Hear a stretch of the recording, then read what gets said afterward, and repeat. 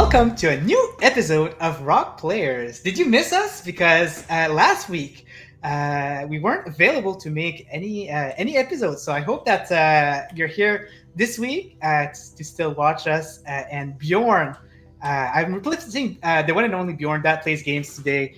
He'll be back next week, full of energy. He's currently on vacation. Yes, too many holidays. Yeah, exactly. Sweden has too many holidays. I'm jealous. But no, yeah. So we still got a nice group of people. We got some nice news to cover, some new faces, as you might have noticed, and yeah. So we're ready to do this, and it's gonna be fun. So first of all, I'd like to introduce the one and only Chrono, who is currently a new member of the panel. How are you doing, my friend?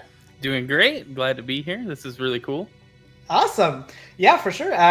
For those who don't know you, can you talk a little bit about yourself? What kind of games you play and what kind of stream you do, as a content creator? I'm primarily a family-friendly streamer. I play just about anything. To be honest, I stay away from like most mature-rated things. Just on stream, and most of my content's pretty clean. Usually chill streams, playing a lot of Zelda lately. Playing a lot of Fortnite and Apex, just grinding battle passes, that kind of stuff. But, just whatever I feel like playing is generally what we do. And then, awesome. Just like talking game news and stuff. I like that. And also nice shades, by the way. I'm pretty jealous about that. Very nice. So we also got the one and only Miss Phoenix, who did appear a few times and in a few shows. Glad that you could make it today, Miss Phoenix. Very nice panel today. And for people who don't know, might as well just tell us what you do as a content creator. So I stream on Twitch, guys. I'm a bit different to Chrono. I will be doing like zombie stuff, horror. Nice. I'm currently playing Diablo. So for the last week, I've been doing the new season, which is quite fun. So I've been building a necromancer. Loving that at the minute. And what else have I been playing? A little bit of Resident Evil 4. Mm-hmm. Working my way through that. And of course, Final Fantasy 16. Which is amazing. I love it. As you know, I've got lots of Final Fantasy stuff above and in my cabinet. So yeah, huge fan. Nice. It's the first time that I noticed lightning there. That's awesome. So you're a fan of 13. Once I knew it was lightning, it made sense. Yeah. I never noticed that. I love it. And what about you, Chrono? What have you been playing this week? This week was a little bit of Tears of the Kingdom, just trying to get through that in there's no reasonable amount of time to spend on that. It's going to take me a while. Yeah. And then lots of Fortnite. Been trying to grind out that battle pass just because it's fun. This season's not the best season, but the Futurama skins kind of got me tempted to go spend money on the game. Oh yeah, I have no doubt about that. They're doing some pretty exciting stuff, right? Like they have the Transformer skin that came out a few months ago, I think. And but that's all I know. But I know that they always have some exciting stuff around. So I've seen I think a few months ago actually I've seen Ninja play a little bit, and it's crazy how much has changed. Like you can do like super crazy moves now in the sky, like dashes and stuff like that.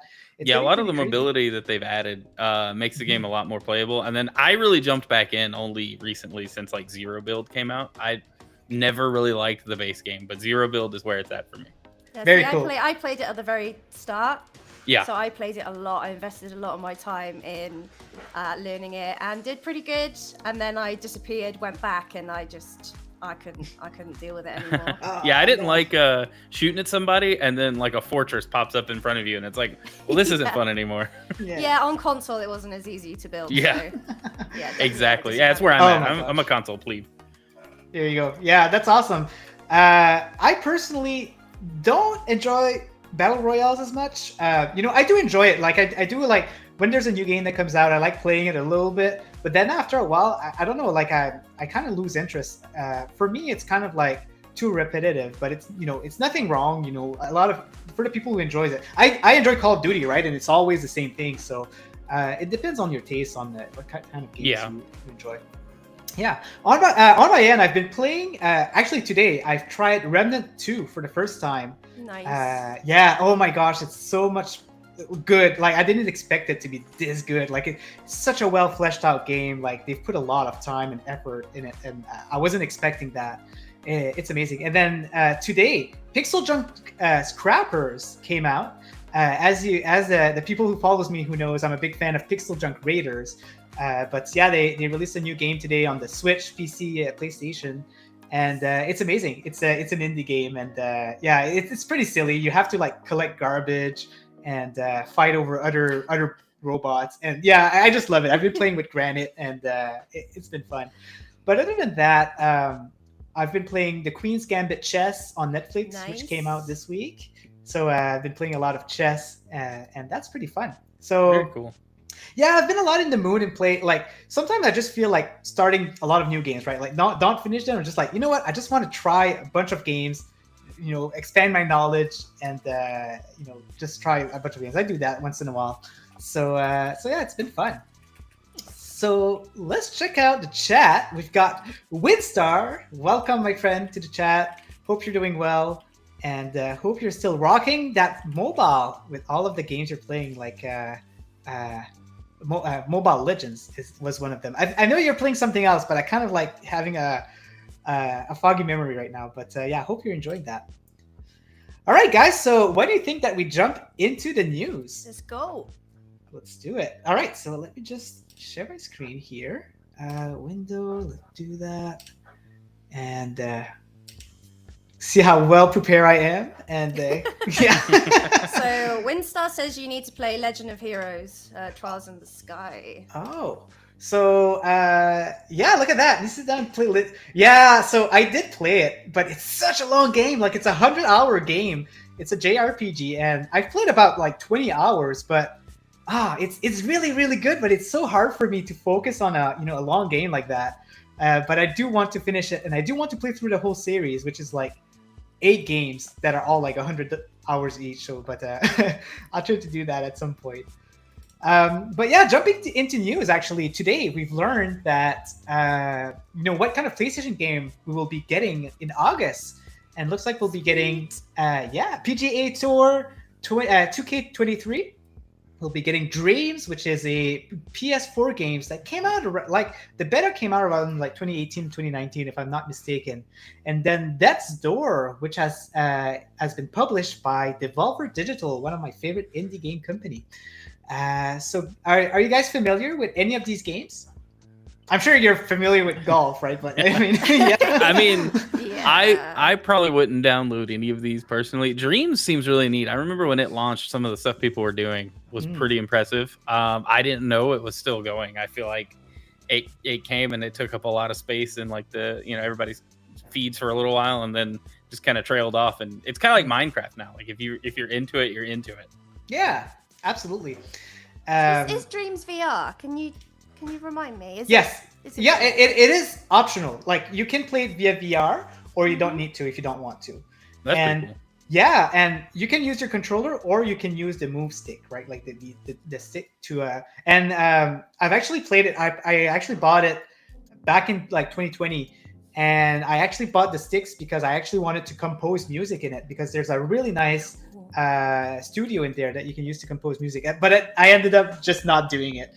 But you're right, Chrono. It's a very cool, open concept to just creating games. And when I was into it back then, I seen someone who created Undertale, like just a preview of Undertale in 3D, which was kind of cool. Like that's pretty neat. Yeah, absolutely. And are you guys familiar with Death's Door? So I've seen the trailer for this, and I really really like it. So Nice. You're basically a little crow that goes around and reaps souls. So right up my alley. It just sounds Nice. so Yeah. I really like the sound of that.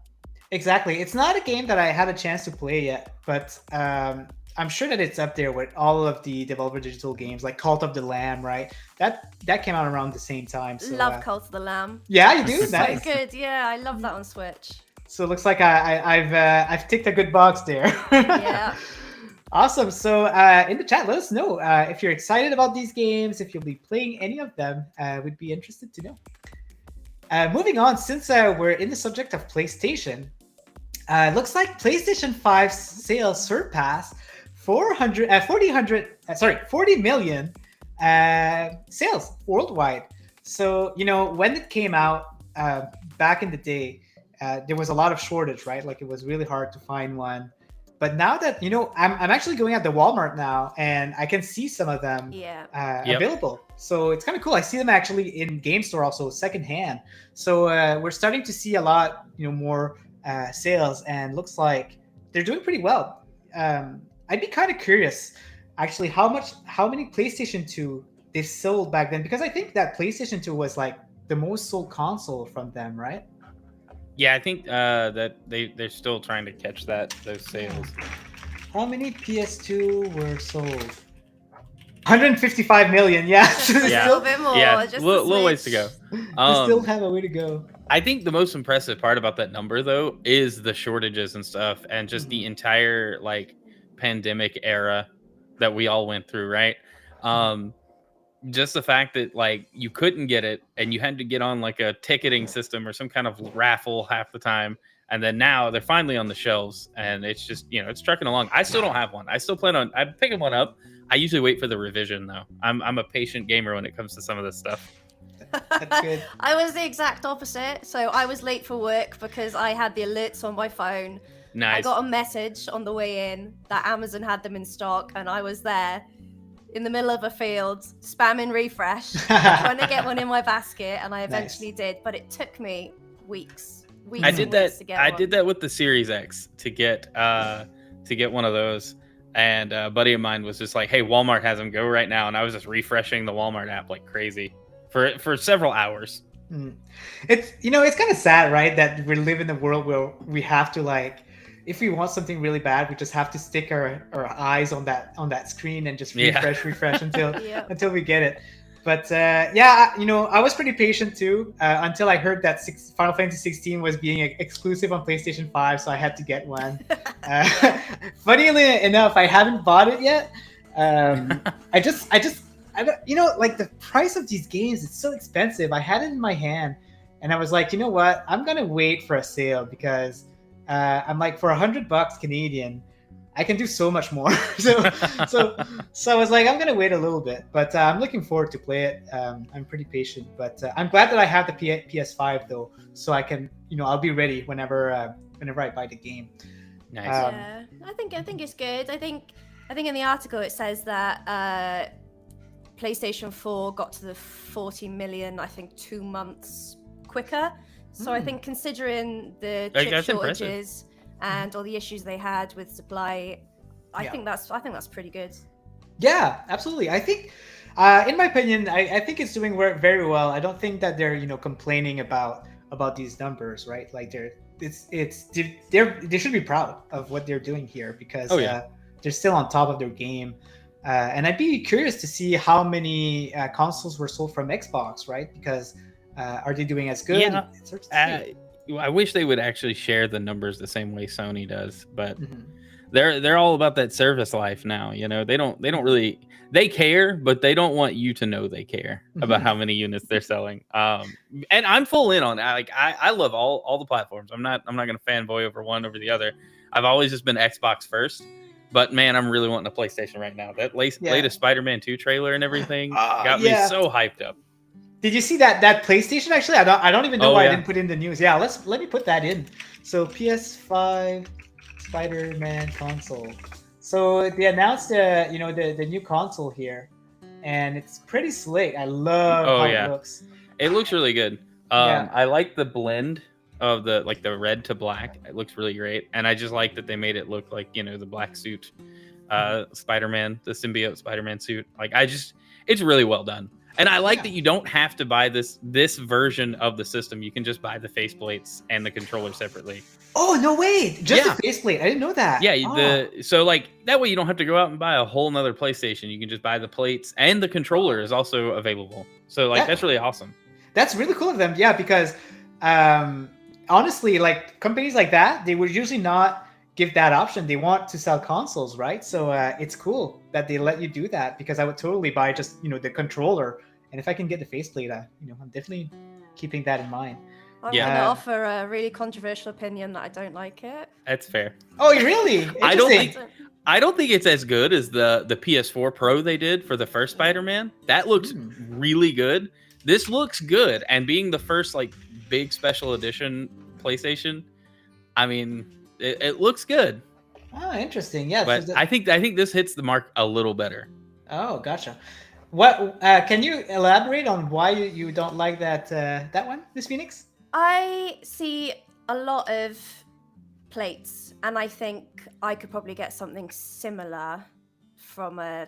Oh, okay. Yeah, just like that's a fair point. Like a third party company. I think after seeing the Starfield Xbox controller with the buttons and what they did, really I think that's a good one.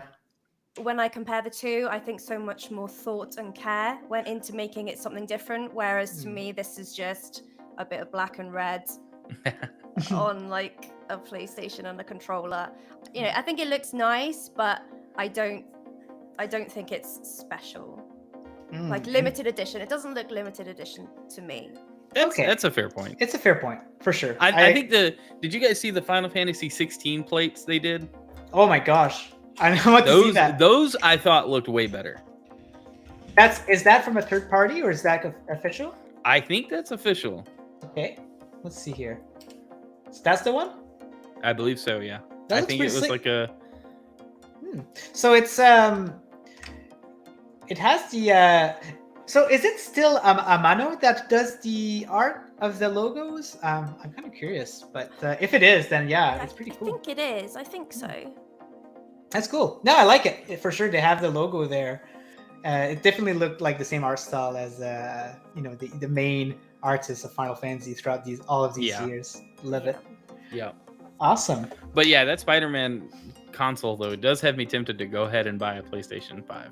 I'm just kind of waiting. Like there's so many rumors about a Slim or a Pro, and those things aren't really going to make a difference for me. But if they don't get announced by the end of the year, I'll probably pick one up.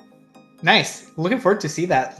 Looking forward to know your opinion, on the console. Yeah, I'm interested to see as well, like how many sales are driven forward by the release of Spider-Man 2, because I think loads of people are, just like you waiting to pick one up. So it'd be interesting to see the numbers. Yeah, I do find that PlayStation has a lot more games that are like system seller, right? I'm not saying that Xbox doesn't have it, because Starfield is probably going to be a console seller, but a little bit. Yeah, not when you think of God of War, when you think of Final Fantasy 16, which is the reason why I personally bought one, and then Spider-Man, and Arisen might not be a good one, but I'm sure that there's some people who still bought the console because of that. So it's all about the exclusive, and they've been nailing it lately. So it's pretty cool. So moving on is actually something that Chrono is pretty excited about, and it's the release of The Legend of Zelda: Oracle of Ages and Seasons. I was pumped. Yeah, on Switch. So I'm assuming this is probably part of the Game Boy series, right? That they got. Can you expand a little bit on? They literally just dropped the trailer yesterday evening, that they would be available today. And it's just, it's 2 more games you got in your Game Boy library for Switch Online if you have that sub. I played Oracle of Ages this morning, and it is fantastic. It is, the emulation is pretty spot on with these games. Nintendo knows what they're doing. And I was just excited because this is like 2 more Zelda titles on the Switch, further completing, like, you could play nearly every Zelda title on the Switch today. And I love that. I love when I don't have to take out a bunch of old hardware to go play games. I can just boot them up. It's just fantastic. Yeah, absolutely. So was it your first time playing these games, Chrono, or have you played them in the past? I didn't play them when they originally launched on the Game Boy Color, but I did buy them for the 3DS Virtual Console. But I don't have a 3DS anymore, so it was just kind of like, well, I may not play those again. And then when they announced all the Game Boy stuff, I was like, they've got to add these games. They've got to be coming. And so it was just a nice surprise. I appreciate that Nintendo's been all about like surprise shadow drops lately, and just been like, here, you can go play this right now. It's like, thank you so much. I'm glad I didn't have to watch a trailer that just said coming soon. It was just like, here, you have new stuff. I think that's good. A good combination, right? Having shadow drops and games to be hyped for, like Tears of the Kingdom. I think it's a good combination that they do that. They used to not do that, and I think it's better, right? Just the excitement. Miss Phoenix, are you familiar with these games? I've never played them. However, $3.99 for the little add-on for the retro games. I think that's really good value for these two. Yeah, absolutely. For the month. So you know, for people who knows me, they know that I'm not a big fan of the Zelda old school games. You know, like I don't know why I just can't get into A Link to the Past or the music. Ocarina of Time. Not even. I don't know why. I know that. What's the name of the composer? It's like he composes also Mario games, but Koji Kondo? Yeah, Koji Kondo, yeah. Koji Kondo, yeah. But no, yeah, I like some of the remixes, but that doesn't count. But anyway, yeah, so for some reason I couldn't get into them, but I did Oracle of Ages and Season. I played them back then when it came out, and these ones I really enjoy them. The reason is probably because the story was more it had more of a story to it compared to Link to the Past. And what else? I don't know. The puzzles were like not that hard, right? Like they were just very easy to follow. And I don't know. I enjoy them. The music was pretty good too. So and I really, you know, back in the day, I really enjoyed when they put still image of you know, artistic images, and they do that in that one. Sometimes they just put like an image that's super well made you know, for the time. So that's something that I enjoyed. So this is probably the first Zelda that I actually enjoyed. So yeah, it's a great addition. I mean, and so these two games link to each other on the original Game Boy Color releases. Like if you had two copies or whatever. Yeah. And they've implemented that functionality inside of Switch Online. I believe you can link with like a friend who does whatever. I don't know if you can do it just from like having two saves. I haven't really dove that deep into it, but I'm excited to see like what you can do. Yeah. And having that link cable functionality emulated here, if it is in any way, just gets me more excited for the impending release of Pokemon on Switch Online. That'd be cool. Yeah. I'm surprised they haven't done it yet. It's taken way too long. Oh my god, like Pokemon. Like, look what I picked up like last week for my Switch. Oh, I love it. Like it's a little carry case. It's a little That's awesome. Have you guys tried Pokemon Sleep? Yeah. I did one night, and I didn't like having my phone laying next to my head. I don't know what it was. I felt like I never got fully asleep because I was just like, oh, I'm gonna like fling this off the bed or you know, smack it into something. And so I just haven't had the desire to fire it up again. What about you, Miss Phoenix? No, I haven't. I don't sleep much. So. Oh, okay. There you go. Yeah. You don't want a nap telling you that, right? Yeah. Nah, understandable. I saw that Snorlax, and that definitely made me, you know, remind me of that. It came out lately. But Chrono, so you know, to play these games, do you require like the most expensive Switch subscription, or is the Game Boy titles are just part of the basic Switch Online. You don't have to have the expansion pass for it. So if you already have just the base tier or whatever it is, you've got it. You've got these games, which I think was awesome that they included Game Boy and Game Boy Color together, because it just makes sense to everybody anyway. Yeah. But yeah, I mean, there's 2 more games in your library just because you have Switch Online. And Ron in chat said, I can't wait for Nintendo to make their own Game Pass. Imagine every Nintendo first-party game for $25 a month. I mean, it's kind of already there. Sure, it's not newer games, but if you look at the library of games on Switch Online, I mean, most of those games I'd rather play than a lot of the games in Game Pass. And as a Game Pass subscriber, like, I love having Game Pass games, but all the retro games just... They hold more weight to me. Yeah. I think Ron would like to see something where you pay $25 a month and you see like Mario Odyssey, Breath of the Wild, and you know, all of these Luigi's Mansion and all of the great games. So that would be cool if they can do that at some point. Sure. They like to do their own thing, so I don't know if they'll, you know, go and do the same as the others, because they don't even have achievements yet, right? And that's been in for like since 2005, I think. So it's pretty crazy. So yeah, hopefully it happens. I'd love to see that also. So moving on, we've got GeForce Now news, of course, because we are a cloud gaming channel, right? So we do have to talk about it a little bit.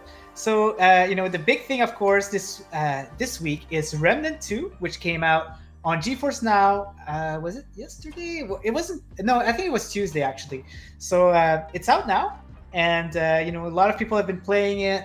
If you want to see some GeForce Now content, there's definitely some out there. Just search Remnant 2 GeForce Now on YouTube, and you'll find some for sure. So that's the main news. Are you guys familiar with Remnant, like the first one or Chronos? Have you heard about it before? I've watched somebody play the first one on stream, and I thought it was neat. I don't know if it's the kind of game I could really get into too much, but it looked cool. Yeah, for sure. How about you, Miss Phoenix? So I watched Rokk play it on Tuesday on his ROG Ally, and it looked really good. I was really impressed with firstly, how well it looked on the ROG, and second, it just looked like a really good game. So, yeah, it seems up your alley, right? Like I feel like this is a game that you might anything enjoy. with like slaughter and murder. That's what you're trying to say. Yeah, well, no. When I see like monsters or like horror stuff, I'm like, oh, Miss Phoenix would love that. Yeah. she likes blowing heads Aliens. off of monsters. Yeah. Yeah. That's awesome. Yeah. What else do we have? I'm not sure if it's actually. Oh, I'm not even on the blog yet. Let me click the read more here. There you go. So, Strange New Worlds. Okay, let's see here. I'm just going to skip a little bit here. The only other big news that I'm aware of is Guild Wars 2. So, GeForce Now, for premium members, they're actually receiving some rewards for being a member. So, if you go in, I think that if you go in now, you get like a booster pack, which gives like a 10-slot bag and a Black Lion miniature claim ticket, which can be exchanged in game for mini pet of choice. Very that cool. sounds pretty exciting. So and they give XP boosts and all this fun stuff. I think that they give you also like stones that you can use to change your character's appearance and stuff like that. So it's kind of nice that GeForce Now is allowed to give some perks like that. And yeah, I really like that a lot of these subscription services are offering in-game bonuses for like relatively popular games. It just makes it like, a lot of times you can pay for a subscription and not get anything out of it beyond like the thing, and that's fine. There's no obligation, but to get extra stuff is just always fun, right? Yeah, extra perks. It's like Game Pass is like definitely a good example because when you go in there, you can always claim like skins for Fall Guys, or same thing with Amazon Prime. It's just cool that you scroll around and you look at the games that you play and you're I had an extra $10,000. I'll take that. Things like that. Yeah, I got a really nice mount for Diablo last week or the week before via Amazon Prime. So yes, it's a nice little bonus. Yeah, it's very cool. Other than that, we got some more games coming out this week. So we got Let's Cool, Grand Emprise. Sorry, I'm not English. I don't know how to say that word. Yeah. But Time Travel Survival. We got MotoGP 23. I've got Nightmare. Out of this series of games, this is just crazy simulator for a motorcycle. Got Octopath Traveler. We did get it on Steam. Cool. Yeah, not too long ago, and now it looks like it's available on Epic Game Store. Octopath Traveler is not a big game. It's like 4 GB or something like that, and it's really not power intensive, but it's still nice, to see these kind of games on there because you can still like remove it from your PC. That's what I did. I just removed it from my PC.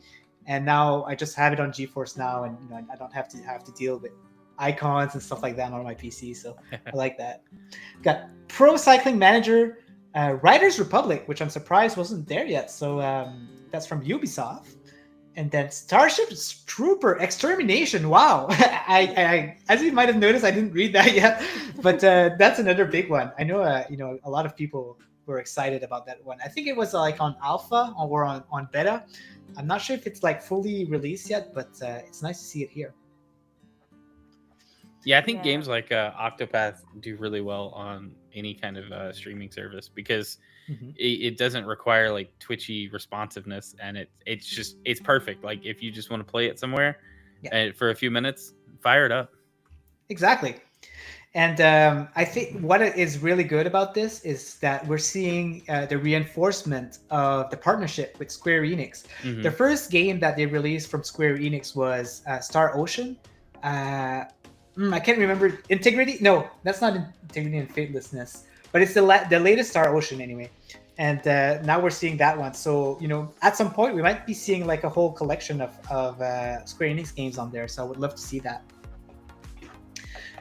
Moving on, and this is my favorite part. I had to do it because I'm a bit Netflix fan. As you might know, if you follow my channel, I'm really into Netflix, and that's pretty much what I've been covering lately, just Netflix games.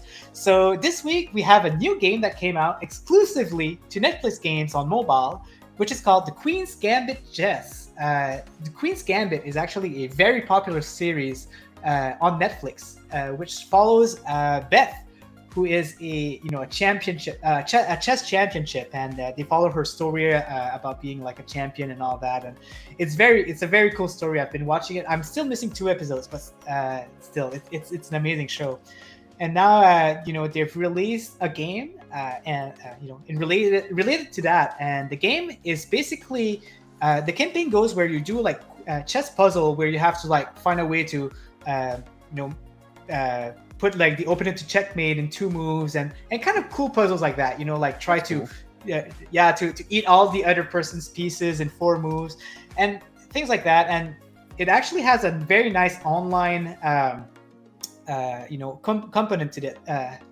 It's probably not the word I was looking to say, but anyway, where you can play online and you actually have a point system. So like as you get more points, you play against harder opponent. And so it's a very well fleshed out game on Netflix. So I know that you guys are maybe are not too familiar with Netflix games. Do you guys know anything about it? Have you tried it or yeah? So the only Netflix games I watch, Ninja, are you when you're streaming. Yay! Which is lovely. You keep me company when I'm at work. Yeah, yeah. At 7 a.m. in my time, but yeah, for you it's like around lunchtime, so yeah. it's perfect. But yeah, no, it's nice. I think a lot of people are happy about it. There's a few glitches, but in the Netflix Gamers Discord, we have a community manager that helps us, and he's reporting the bugs to the development team. So we'll probably be seeing some fixes around that. But yeah, so what about you, Chrono? Like, are you a chess player? Have you played chess in your life? I have played. I'm terrible at strategy of any kind. Really? It's fun. I would play. I'd check it out. I may actually go check this out soon. The only thing I knew about Netflix and gaming was that they were really committed to it. Mm-hmm. So it's nice to see something coming out. I don't know if this is the first game they put out, but I do know that their commitment to gaming could be a big deal if they can, link it up with their shows in this way. Mm-hmm. And it's just a smart move, because it'll keep it in the consciousness of people who are watching the show, or maybe just fans of the chess game. Mm-hmm. This particular one itself may go watch the show now if they were just looking for a game and came across this. Exactly. So might as well explain a few things since we're on the subject. So something that the employees as mentioned in interviews is that what they're looking to do here with the games is they're trying to integrate an experience, right? Like they want to make something where, you're watching the show, and then when you're done with the show, you're in between the shows you're playing the game. So you're trying to have like some kind of like interactivity while you're watching the show. And this is why we're seeing games like Queen's Gambit, where it's related to show. I've watched a show, now I want to play the game, and they just want to like make people continue the experience somehow. That makes a ton of sense. Yeah. So before that.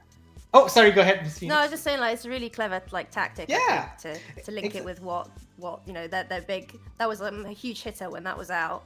Mm-hmm. So why not bring it back to the forefront with like a funky, like, cool little chess game, which is actually super popular right now, isn't it? Oh, chess, man! Like I don't know why. I see chess streams with like 10, 15, 20,000 people watching. It's wild. Yeah, it's been pretty crazy. So that's what I feel like they're trying to do right now. They're trying to bring these players right to Netflix game because they have to subscribe to Netflix to get this game. So, and to be honest, it might be the best chess game on mobile. It's really, really well made.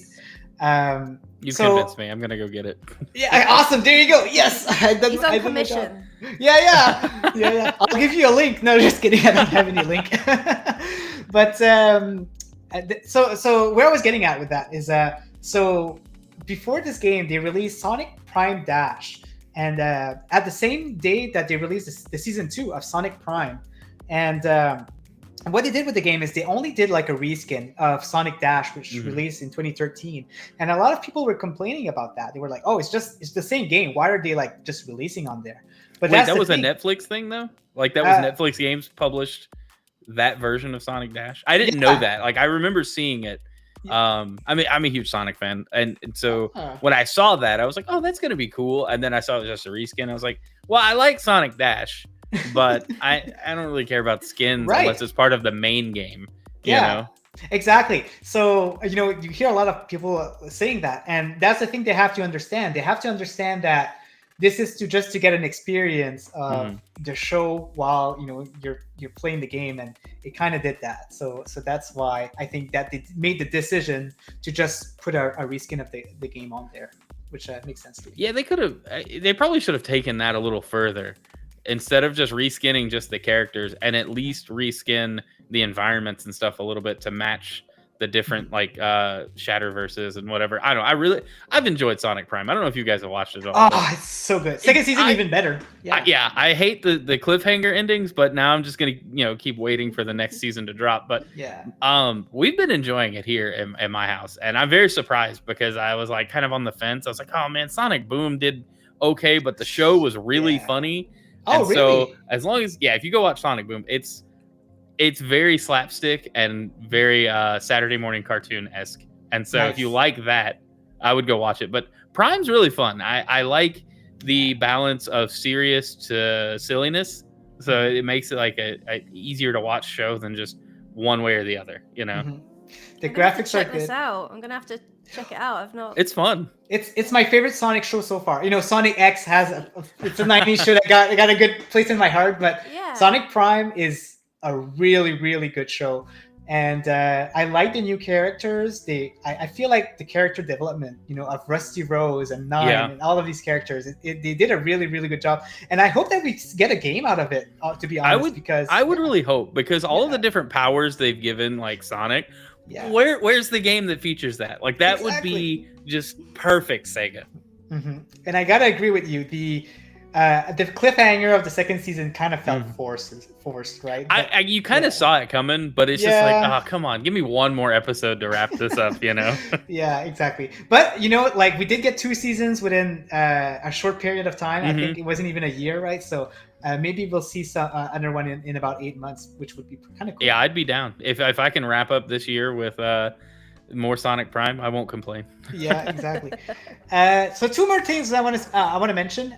So if you're interested, you can read this article. But something that they also mention on each interview, and that's what's nice about all interviews, is that they never change anything. Their vision seems to be always the same. And the thing is, they want to go slow. So they want to. So they're only on mobile right now. We know that they're coming on cloud gaming later on, and that they're going to release AAA games and all of that. But right now, what they're doing is they're basically releasing their games slowly. They're kind of like studying and seeing like what's happening, like how are people reacting to it, and at some point, we'll start seeing some more stuff out of them. So it's very nice to see, that they're taking it slow and just to understand how things are going. And the last thing I want to mention is Windstar is saying Netflix needs Tactics Arena Online. So that's the thing with Netflix games, they're really, really missing competitive games. There's like, I think there's only one, and it's just a pirate ship battle kind of game. It's weird. But I agree. Like Netflix, if you're listening to this, you're probably not, but if you are, just bring in like a good competitive game for me. I would love that. But if they go all in on the cloud, like a cloud streaming service for games, a competitive game would go a long way with drawing people in. Yeah, just any kind of BR or PvP experience would just be top tier. BR is popular, and kind of like Dead by Daylight type of experience. I know that's pretty popular also lately. So hopefully we can see that. All right, so moving on. Before we talk about the newest game release, we're just going to go and continue with the news here. So that's a smaller news, but Capcom acquires a support studio called Sword Canes. So it is a studio that they work with in the past. They worked with them a lot, so it's kind of cool that they came to an agreement and they actually purchased them. So, Sword Kings has experience in 3D character modeling, environment creation, and animation. The studio has contributed to Final Fantasy 16, wink wink, Miss Phoenix, Hi-Fi Rush, new Pokemon Snap, and the Monster Hunter series. So very experienced studio. Like I said, it's a support studio. So basically, they get hired for like contracts and things to work in the background. So they also work in, if I'm not mistaken, on Street Fighter 6. Yeah, that's what they're mentioning here, and they've acquired them. So this is cool. We'll start seeing. It's probably not going to change a lot, but in the background, they're probably going to be, how can I say that? They're probably going to be more eased into character development and modeling and all of that. So it's kind of nice that they got that studio. Some nice titles there that they've worked on. I didn't know they worked Monster on Hunter, so... Pokemon Snap. Like, that surprised me. Yeah. Have you guys ever heard of Snow Cane Studio? It was my first time hearing of them, to be honest. Never heard of them. Yeah. I feel like I've seen their logo before. I recognize that panda looking awesome. It's very cool. But, yeah. And I like how he's got the logo in his eyes. I think that's pretty cool. Oh, wow. That's really cool. Yeah, but no, I don't know too much about them.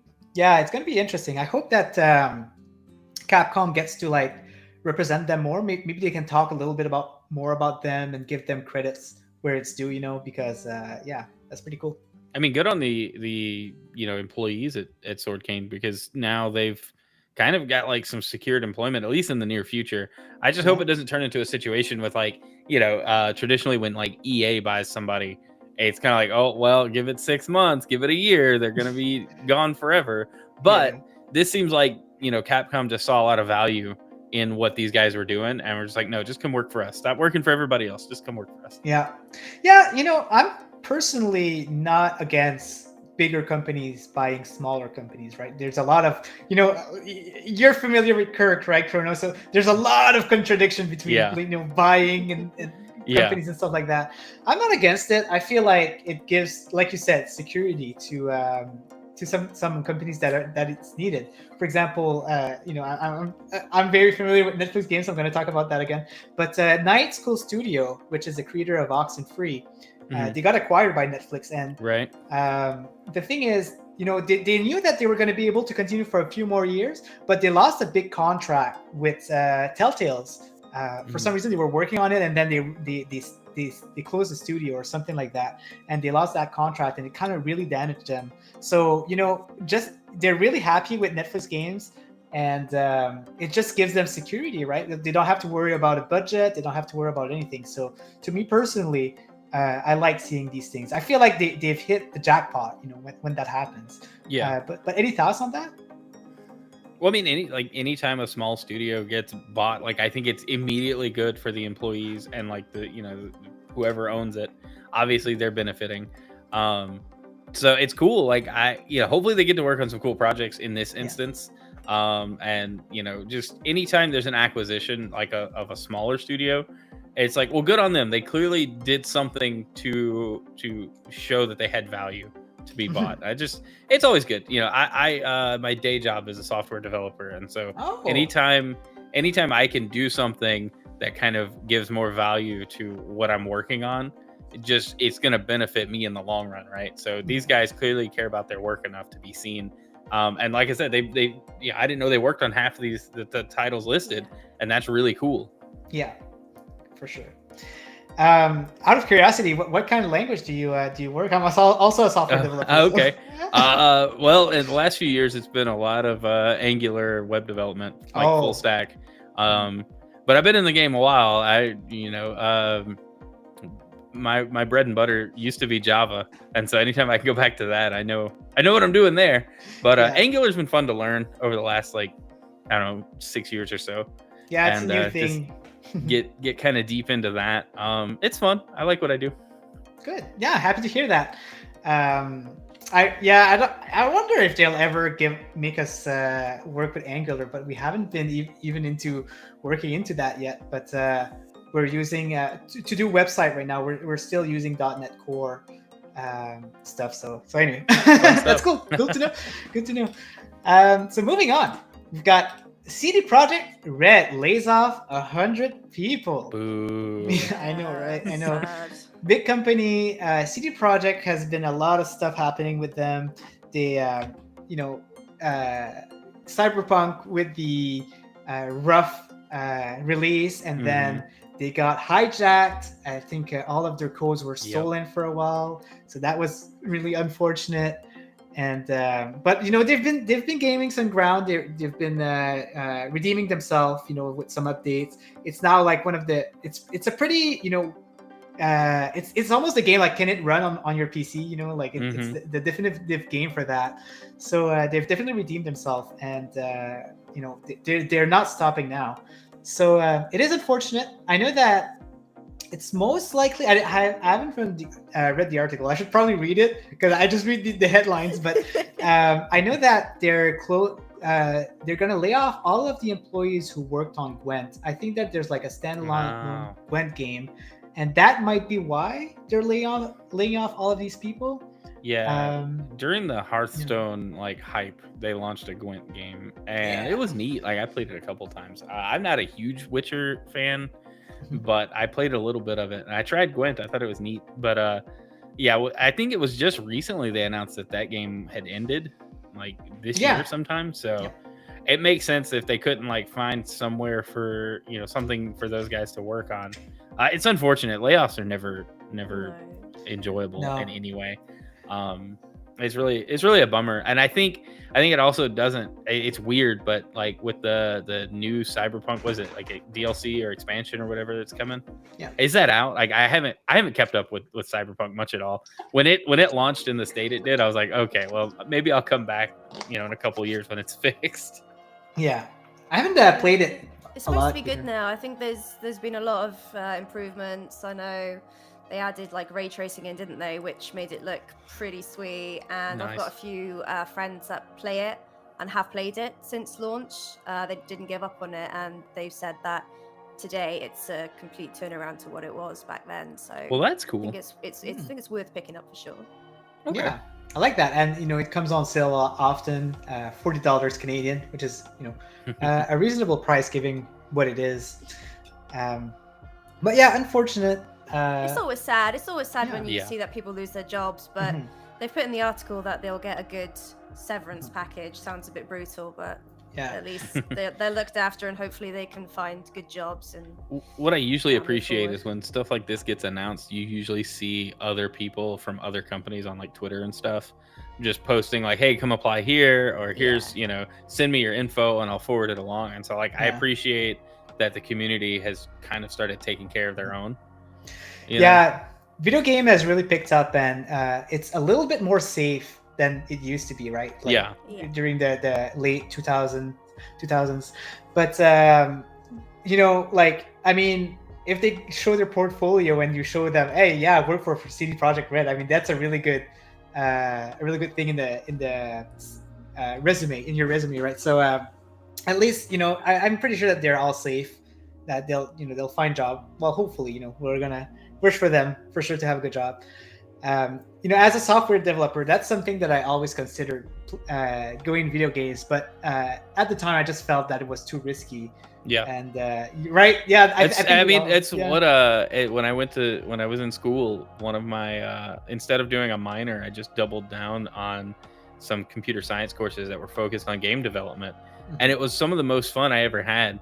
But at that time, the games industry, I mean, it's still not like, it's maybe a little safer now, and I agree with that, but I don't know if I would still be comfortable, like, you know, betting my whole family's income on me going to, you know, into game development to pursue a passion there. But I mean, you know, there are a lot more opportunities now than there were 10 years ago, 15 years ago, you know, so like I appreciate it when the community, like I said, just kind of shows up here, and hopefully everybody lands on their feet. Who knows, right? Like, if we were all, me, Chrono, and Phoenix were all born in the 2000s, maybe we'd all be working at the same Final Fantasy company. Who knows, right? Yeah, maybe so. Love it. All right, so next up is actually, so Xbox did reveal some numbers, as we mentioned. So it looks like the Q4 revenue is flat as hardware drops 13%. Oof. So gaming content and Yikes. service revenue up 5% thanks to the third-party titles and Game Pass. So it's bad, but at the same time, we kind of know that Xbox is not really focusing on hardware this generation. So was it on purpose? Who knows at this time? It's really hard to read them at the moment. So. Yeah, their strategy going all in on content and services makes total sense. I mean, if you look at the rest of what Microsoft is doing, it's all about those recurring subscriptions.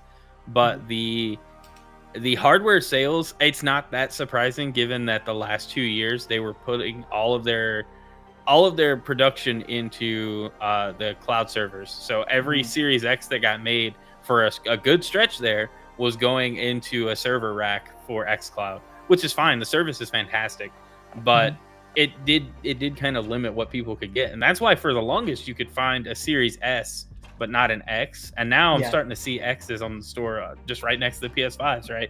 Which is great. I still think Game Pass is very worthwhile, but it's not that surprising given just the direction Microsoft has been going.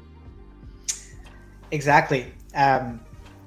What was I about to say? I can't remember. But but you're right. Actually, that's what I was about to say. So the reason why I bought an Xbox Series X is because at the time, Game Pass wasn't working well. The cloud wasn't working well where I live.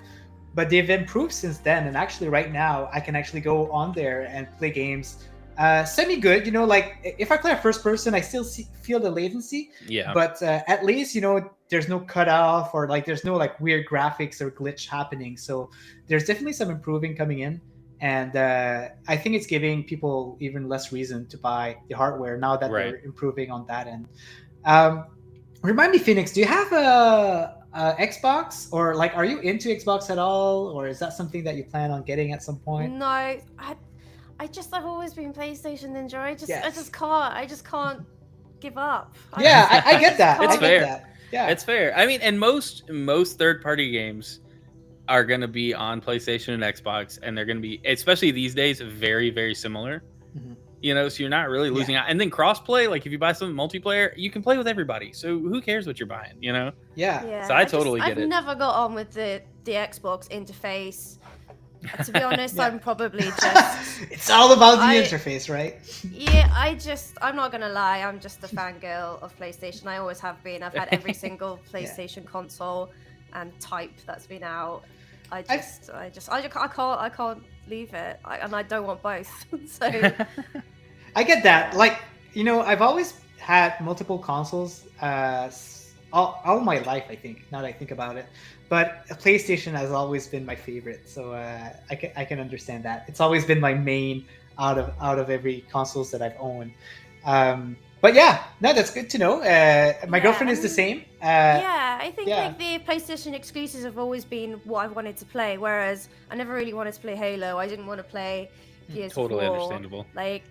I wanted to play Final Fantasy, and when Borderlands come out, Resistance, Fall of Man, Uncharted, Resistance, man. All these games, that's what I wanted to play. Nothing has been able to lure me away from it. So that's all very valid, and then see, I'm the odd duck here because I've always been more Xbox first, at least since the original Xbox. I had a PS1, and then eventually I bought a PS2 for Kingdom Hearts. Let's be honest. That's what pulled me in. Nice. And that was the reason I was still buying PlayStation. But then Kingdom Hearts 3 came out on Xbox. I was like, well, let's go. Let's do it this way. Yeah, exactly. Man, fun fact. I mentioned it a lot before. I don't know if you guys are aware, but I really, really, I think I was 12. I was 13 years old back then, and Kingdom Hearts came out, and I didn't have money. So I traded my motorcycle for Kingdom Hearts. Nice. I did a whole trade. And they're like, I can give you the game if you give me your motorcycle. I was like, sure. No regrets. It's the best decision I've made in my life. I love Kingdom Hearts so much. The first game has a really special place in my heart. Same.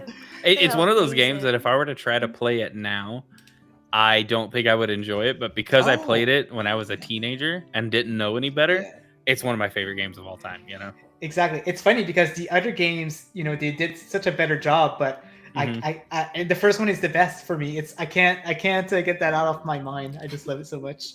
Yeah, the gameplay, like, I don't know, I kind of appreciate. A lot of people don't like that Final Fantasy's been going more action oriented, but I like it because the combos and the magic in Kingdom Hearts is just fun to look at. It's fun to pull off like crazy moves, and so if I can do that in Final Fantasy, I'm on board. For sure. Winstar, he's bringing a lot of nostalgia. He says Kingdom Hearts was the game. Best game booklet too, with the lyrics to the song. I remember bringing the booklet. I was in 8th grade and I brought the booklet and I had some friend who looked at it and some of the lyrics it says, "Don't get me wrong, I love you, but does that mean I have to meet your father?" And they laughed so much at this. They were just laughing at me because of these lyrics. Oh, good times. I love it. But anyway, moving on. We got Ubisoft, who reportedly started Immortals Phoenix Rising sequel. Boo. So I know, right? So they reported that we're not going to be getting a Immortal Phoenix Rising sequel, which was such a shame. Good game, right? So basically, I think this was like the first game who had a successful formula as Breath of the Wild back then. It was like the first one that they did like an amazing job like that. Now it's everywhere. Like Sonic Frontier is like has the same formula like all of the game does. But it's too bad because it was an amazing game. Maybe they'll revamp it at some point, but looks like it's been confirmed that we won't be seeing it. Do you guys have some thoughts on that? I kind of feel like I didn't play this game. I want to. It's still on Game Pass. It's on the backlog. It's definitely going to be played at some point by me. Yeah. But I feel like them making this announcement will drive sales up a little bit, but I don't think it'll be enough to like make them change their mind. They've already committed to it. And they've got like too many Assassin's Creed projects that they've got to focus on. I get it, but it just from like I'm tired. I'm not tired of sequels and stuff because there are franchises I like. But when every game coming out pretty much as a sequel that isn't an indie game, it's just a shame that they killed this off before it really got to get into its stride and become a good IP for Ubisoft. I wonder if it did well actually, because it did lower on price pretty quickly. But I don't know what this means for Ubisoft, because Ubisoft lowered the price pretty quickly for most of their game. Yeah. I know that Valhalla took a while. Probably because it did extremely well, but it's interesting. I hope that we get to see it again because it was an amazing game. I didn't get a chance to finish it either, but it's a game that I also want to jump in at some point because it is amazing. Yeah. So next up we got Borderlands. Speaking of which, and the reason why I put that is actually because of you, Miss Phoenix. Yeah, I guess we were talking about it in the Discord, Yeah. So, remind me, Miss Phoenix, where did that news come from? It was from some kind of conference, right?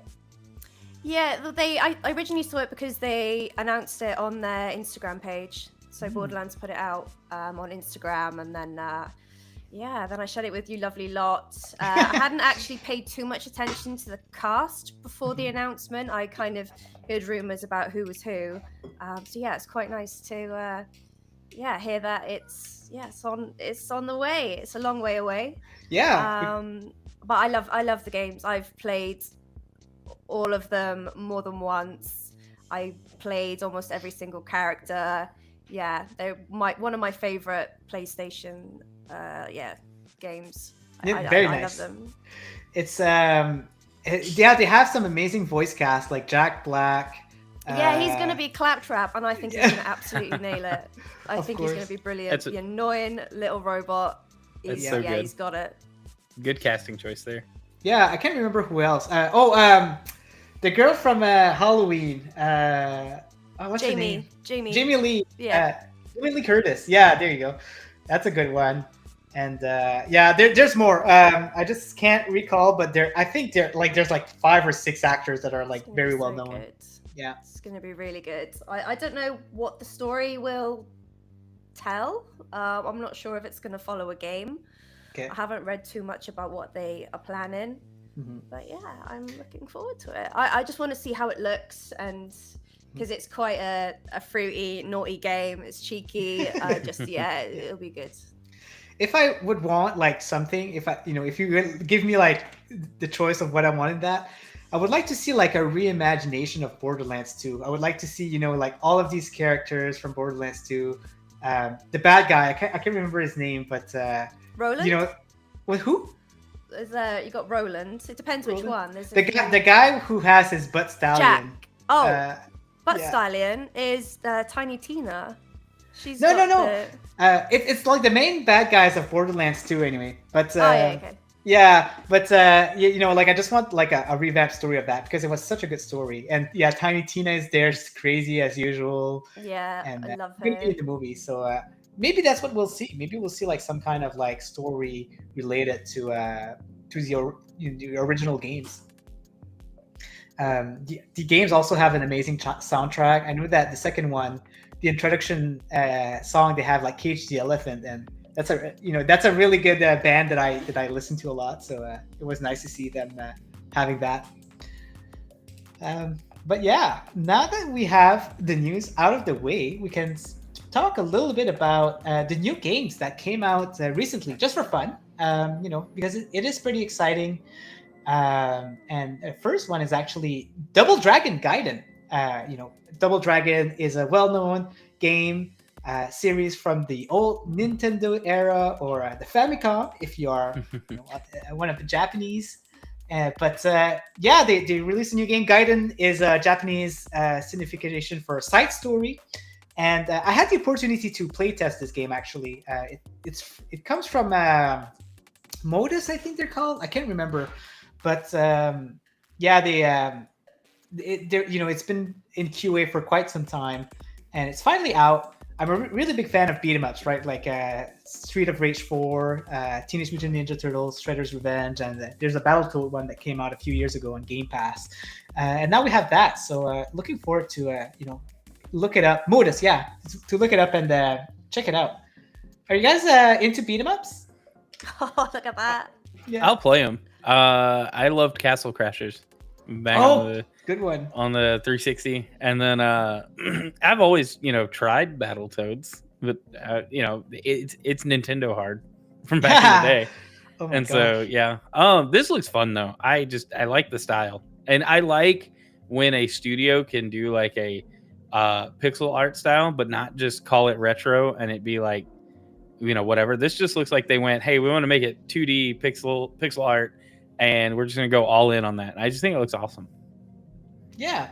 What about you, Miss Phoenix? Do you have you ever played anything? Yeah, I don't tend to play these sort of games, but I did play Teenage Mutant Ninja Turtles, and I remember the really, really old X-Men game. I used to absolutely love that. Man. I used to love X-Men when I was growing up, hence the name. So yeah, that was kind of, I played them a little bit, but I wouldn't say they were my top kind of style. They need to release an X-Men one next, because they just keep releasing them. They just keep getting some new ones. So who knows, right? That might be the next one. Did you guys play the Streets of Rage 4 when it came out? Because it was good. It was a good sequel. I don't think they leaned into the retro styling as much. I think they did like a full like cel shaded comic book style, but it was also really fun. Yeah, it was really fun. They got the main composer to make a few of the songs from the from that game. The thing that I really like about that one and Shredder's Revenge is that they really, really expanded on the combos and all that, right? You have a lot more combos, and it feels more fluent, than the original games. You just have a lot of stuff that you can do. Yeah. And then Mr. Run and Jump, I don't know what that is specifically. We got Remnant 2, of course. We talked about it already, but it is a kind of like, if you want to mention like a quick explanation of what it is, it's basically like a Souls game, but with guns. So you just go around, you get hit a few times, you die, you go back from your latest checkpoint, and then you just continue on. So these games are really hard. Thankfully, there's some difficulty settings on that one. So if you want to make it a little bit easier, you can put it on an easier difficulty for sure. But there's also a mode where you can. There's permanent. So I don't know who would want that, but whoever finished that is crazy. And next up is Viewfinder. Are you guys familiar with that one? I need to get this. Every time I see this game, I want it so bad. I like I like these artsy fartsy games that do like weird stuff, you know, and this just looks so unique and different. And it's got like remember when Portal came out and it was just like, whoa, what are we doing? How are we doing this? This game has those vibes, and I'm here for it. Yeah, it's exactly what, you know, there's a lot of games that start coming out similar to that, you know, but Viewfinder is really standing out. It also reminds me. Is weird. Yeah, it's like illusions and stuff. Like you take pictures with your so cool. Yeah, and then you have to like put it in the game to the mechanic is so like mind bendy and interesting, but I also like it's just so vibrant too. Like these environments look amazing. Yeah, the game that reminds me the most though is Superliminal. That's the one that I feel like that it's taking out of. But look at that. I mean, you gotta try it. You know, you gotta experience it. So it's also available on GeForce Now for the people who are wondering. So definitely check that out. So yeah, I really want to pick this up. I think it would be fun to just go all in on it. Nice. And it got some good reviews too. 81. That's pretty good. Yeah, it's good. Next up is Exoprimal. I've heard people talk about this one, but I'm not familiar with it. Do you guys know about it? It launched on Game Pass last month, I think, or earlier this month. But from what I understand, it's very okay. You know, it's not mind blowing, but it's, you know, if you like the concept here, you'll enjoy it. Cool. So it's kind of like an online Monster Hunter type of a game with mission based. I really don't know. I know that it's all about these mech suits and fighting dinosaurs, and that's what I've got. Sounds fun. I mean, yeah, looking at it, it sounds fun. It's like you know, it's like a Redfall. You know, there's a lot of people who had mixed opinions on it, but I've been enjoying it, especially playing with friends. Right? I think that when you experience games like that with friends, it's a whole different enjoyment. That would probably make this game better, is if you had like a group of friends and you just wanted to, you know, get together and play a game. This would probably be a very fun co-op night. Yeah, I'll have to check that out. Look at that, a T-Rex, nice. Yeah. Why does it look so angry? Like T-Rexes are already angry, and they made it look more angry. Make his eyes glow red. Yeah. Look at that! Oh my gosh! It's like that's like some Kingdom Left 4 Hearts 2 Dead type stuff. of there you go. That's a good one. That's a better comparison. Left 4 Dead. Wow. Love it. Or World War Z. Love it. All right. Next up is Nobunaga's Ambition. Man, I've heard about that. That's an old game, right? I'm surprised they're still making these. Yeah. Like, to be honest. Yeah, it's probably like a indie type of game here. We've got Kill Squad, Ray-Z Arcade Chronology. I like the sound of that. Ghost Trick, which is a DS or 3DS port, right? Like, so that's pretty cool. The premise there was kind of neat. I'd never played it, but the trailer made it look really fun.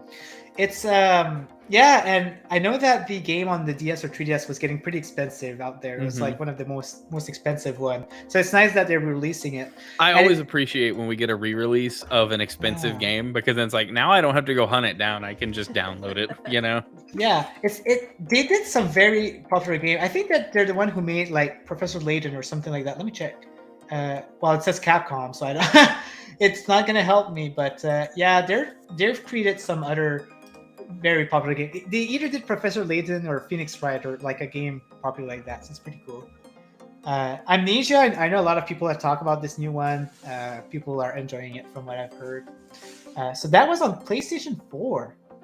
Now on Xbox, we still got Double Dragon, Exoprimal, the Valiant. I'm not too familiar with that one. We've got Guilt. You know, from everybody who comes from a background of Google Stadia, you are all familiar with Guilt. It's a very cool, kind of like horror game, but kind of like in a kind of like a Tim Burton environment. Now that I think about it. Yeah, that's kind of the vibes.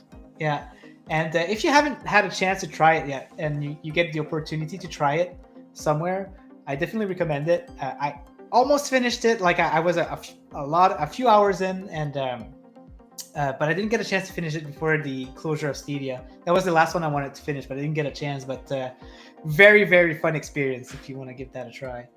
Got Mundun, got Ghost Trick again, Nuclear Blaze, On Switch they released Disney Illusion Island. Interesting. I didn't know that. So that's another popular one. It was part of a Nintendo Switch Direct. Was it last year? Time flies by, but again, a lot of people were excited about this one. It's basically from the Castle of Illusion kind of series, and they did like a nice 2D game here. I'm going to show a trailer out of it. And it reminds me, it's like they took the new Super Mario Brothers formula. So it's like, shared screen co-op, I believe. And so you can have friends, I think it's local, just get together and run through levels like you do in new Super Mario Brothers. Yeah, exactly. It seems like the studio that worked on it, they were the ones that did the Battletoads remake. Oh, no way. Yeah, Dalala Studios. That's the same folks. So you probably have a solid game here, like mechanically. Exactly right. Because something that that I've learned by playing Mario Maker basically is that these games, these games, it's not just like, you're making a platformer. There's actually a lot of work into where they put stuff, and all of that. So it makes a big difference when you compare some games. You can see like how much thought they've made into that, because level designing is really not easy. Even though this formula has been in since the 90s or even the 80s, it's you have to have some good people to build these. So yeah. I like this.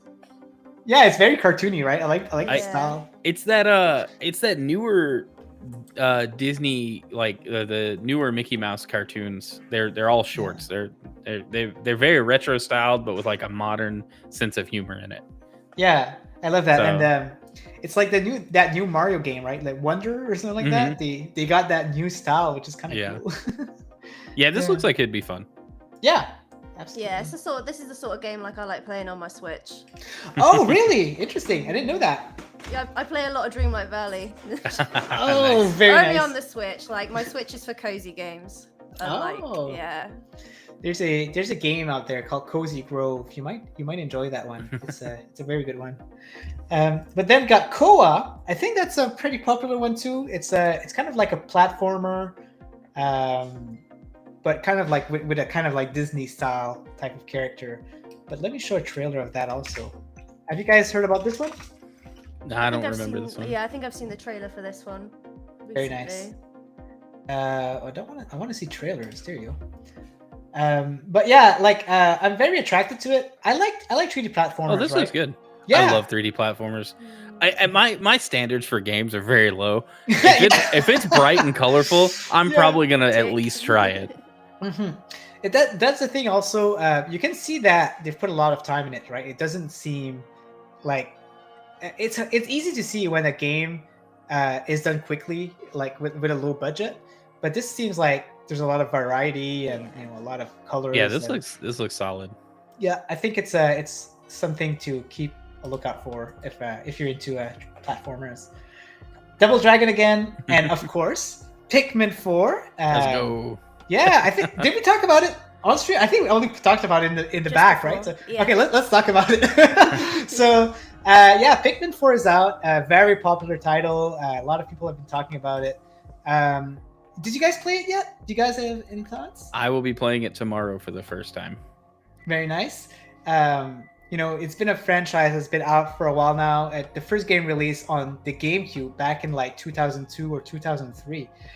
Something that I was talking about is that I'm surprised that the way that the mechanics was never like copied over from other games. So this is very unique, and it doesn't seem like anybody ever used the same type of formula. So the fact that it's the fourth game is still super fresh and super fun. So basically, you pull out like these Pikmin out of the earth, and you can control them. You can like throw them at stuff to do them things.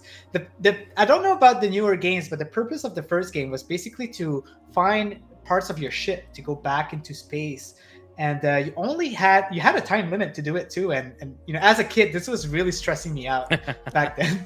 But you had a time limit, and you just had to pick up. Yeah, like that. You had to pick up pieces and bring it to your ship. So yeah, it seems very similar.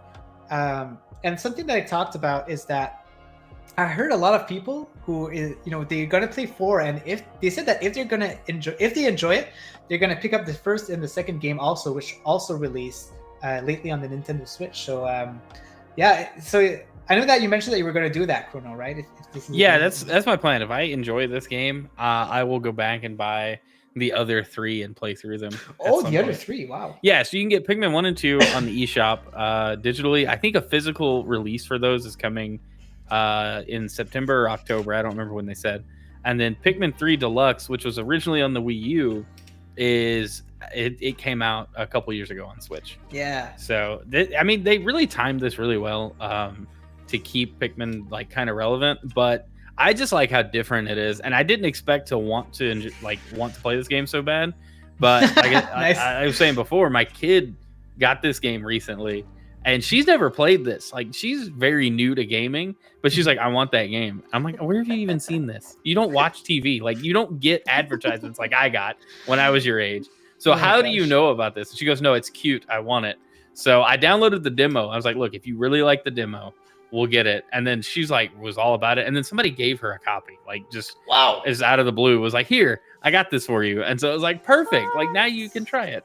So I had to ask her if I could borrow her game so I can play it. Very nice, man. So yeah, we'll never know the mysteries of where she learned about the game at the first place. I really don't know. It's the 10th wonder of the world now. Maybe you were talking about it in your sleep and maybe. I don't know. I don't know if it was like just like an ad on her, like, she's got an Amazon Fire tablet with a few games on it. It could have been there. I don't know. I was trying to figure that out myself, but she was all about it. Nice. Miss Phoenix, you've heard about the game too, right? And Yep. Something that you'd enjoy playing also? Yeah, I'm definitely going to pick this up. I don't think I'll get it straight away, but I will definitely get it at some point. It really reminds me of something with like the little minions, and you collect them and they follow you, and I can't work out what it is, and it's really bugging me. Did you ever play Overlord?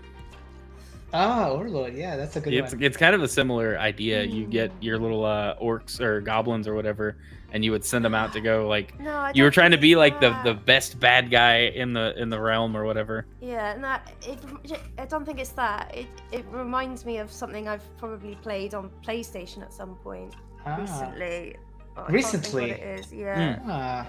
Now I'm curious. I want to know what it is, but it's gonna bug me until I find out. Yeah, if you do find it, just let us know, because it's gonna pique our curiosity all day long. But man, Overlord, I haven't heard that in a while. Thanks for bringing that up. I think they also had a PSP title back then. It's getting an older there. Oh yeah, that's an older game. It was one of those games that when my wife was like, I really like this, I was very surprised, because she's not much of a gamer. She usually just plays games with me or occasionally, but she was all about Overlord 1 and 2. Yeah, absolutely. Then we have Might and Magic Clash of Heroes. That kind of rings a bell. I know of Might and like Heroes of Might and Magic, but I don't know if it's like similar to that. It's interesting. Then we got PC with Formula One Manager 2023. I know that manager games are very popular amongst UK people. I'm sure that Miss Phoenix knows like 100 people who loves Football Manager. So I think I know more that like F1 Manager. Actually, I know quite a few people. Oh wow! It's quite a difficult game, I think. Yeah, it's a lot of strategies. From what I've heard. Yeah, we got The Expanse, a Telltale series. That's funny because everybody knows about The Expanse, but I don't. Like, I don't know what it is. I think it's a show or a book or something like that. And like all people I know are very excited about The Expanse, although I just don't know what it is. Yeah, I don't either. Yeah. I don't watch TV. No, exactly. But it's a Telltale series, so it's these narration game, and it's definitely probably going to be a game where you get really invested, in the story. So I'm interested in that one. We've got Arcadian Atlas. I follow my indie games, so I'm familiar with that one. It's a strategy game. So if I'm not mistaken, it's like a tactics type of game, like Final Fantasy Tactics. Let me check it out, actually. Oh, it doesn't show any trailers, and it got a 58. So, but anyway, it looks good. Then we got our usual Double Dragon, Remnant. Got some games on the iOS. What the Car came out in May. Well, why are they showing What that? the Car Yeah. I And just What the downloaded. Bat? Yeah, you and- did? And Oh, it has become one of my favorite games. Apple Arcade Oh, man. is really not getting the recognition it deserves. Yeah. Because it's Game Pass on your iPhone. But What the Car is just right up my alley for like as silly as it is. Yeah. I was showing my what's it daughter. like? You're a car with legs. Like the picture right there, the little icon is exactly what the game is. You're a car with legs, and you're just going through these levels. It's kind of like an auto run mechanic in some of the levels, but it's platforming. You got different like sometimes you get a jetpack, sometimes you have a bunch of legs. It is very dumb. And like when you come out of the cannon, it's Why like is a there a car with giraffe? legs. Like look at that, he's got giant legs. So these It is- developers. What? It's sorry, very go funny. ahead. Oh, I was just Yeah. saying it's very funny, and Yeah. I have liked playing it in short bursts. So these developers, they are known for the first game called What the Golf. Mhm. And basically, it's a game where you golf, but just weird stuff happens. You sometimes golf with a soccer ball. It's just crazy. And after that, they released What the Bat, which is a VR game. And it's the same thing, but with a baseball bat. You just do any weird stuff. And now they released this one, What the Car, that's what it is. You just have to do like crazy kind of things with a car with legs, I guess, this time around. So, it's nice that it came out. But you're right, Apple Arcade released some really cool exclusive games out there. It's pretty cool. Did you try the Ninja Turtle games yet that came out? No, I same need time? to. I Yeah. need to. I'm kind of tempted to buy a Apple TV 4K because you Oh. can play your Apple Arcade games on there and use a DualShock or DualSense or an Xbox controller on it, and it just having the Apple Arcade like guarantee that the games work with a controller. I feel like it would just be a no-brainer to grab an Apple TV and just hook it up and play all of them that way because they're good. Like the games I played are all really solid, and I like that there's no like microtransactions or anything else. Mm-hmm. Exactly. That's the thing I like about it, and that's why I'm into Netflix games because I have an Android, right? So I can't have Apple Arcade, and the Play Pass. I don't find that it has as many interesting games as Apple Arcade. So that's why I get my fun out of Netflix games. But definitely, if I had an iPhone instead, I think Apple Arcade would be the way to go for the games. They have some amazing ones out there.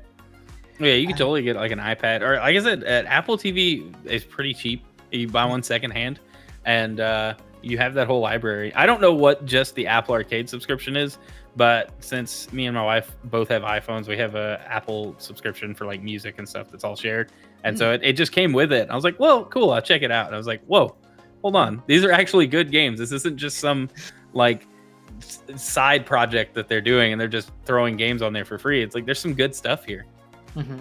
I gotta agree with Rokk Look here. good. He says that they all look good on the bigger screen too. And Rokk is a guy who doesn't play on smaller screen, right? So it's a good alternative for him to do that. He's convinced me. Yeah, there you go. But I do have an iPad actually, but for some reason I don't know. I don't want to. I'm not attracted to like just open the iPad and play games on it. I don't know why, but.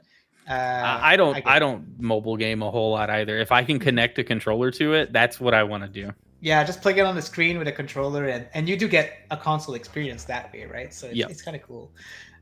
So Harry Potter Magic Awaken is actually not a title to miss out on. I've got my good friend Fintier who plays this, and I looked at a trailer and all that, and it's very good graphics. It's a very, very cool game. It has a lot of like mobile mechanics out of it. But if you are an Harry Potter fan, I think it's a good one to check out if you're into mobile games. It's also available on Android. So guys, that's pretty much what we had with news. I don't know if you have any other things that you'd like to talk about today, but we can also just chill and just talk about anything and everything for sure. Let me just try to remove that screen there. How do you do that? Wait, how? Remove from scene. Oh, there you go. Well, I should have just read that button. Oh my gosh. But there's some future game coming out. It's not done yet. There's so many good games coming out this year. It's crazy. It's just like as crazy as we got a lot of pushed games in the last few years. This year is the year to be a gamer. Next month we've got Baldur's Gate 3 coming out, the full game. We've got I don't know if you guys are familiar, but we got Sea of Stars coming out, which is from Sabotage Studio. It's an indie developer team which released The Messenger beforehand, but it's going to be a very cool, fleshed out 2D JRPG. What else is there out there coming out? Any games that you guys are excited about? Spider-Man 2. That's very soon. Yeah. I'm pretty pumped up for that. I'm kind of trying to keep up with what Nintendo might be doing the rest of the year, because we've got Super Mario RPG remake, which the trailer for that was amazing. I'm so pumped for that. Then you get Super Mario Wonder shortly after that, so those will be good. And then we have Mario Kart DLC to look forward to at some point before the end of the year, because that last pack of courses will come out.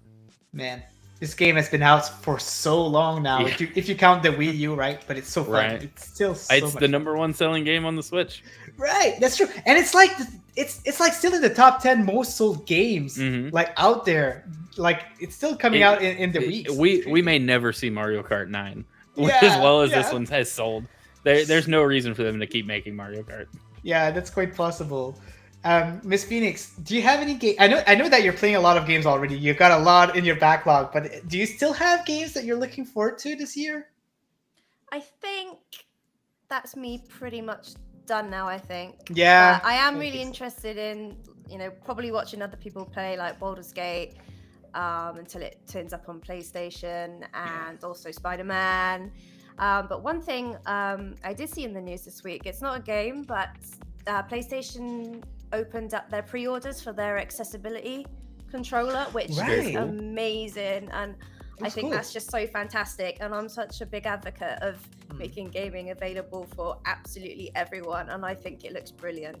And I think it's like 70, 80 pounds. It's fantastic. And I think it's in December, it might be available to buy.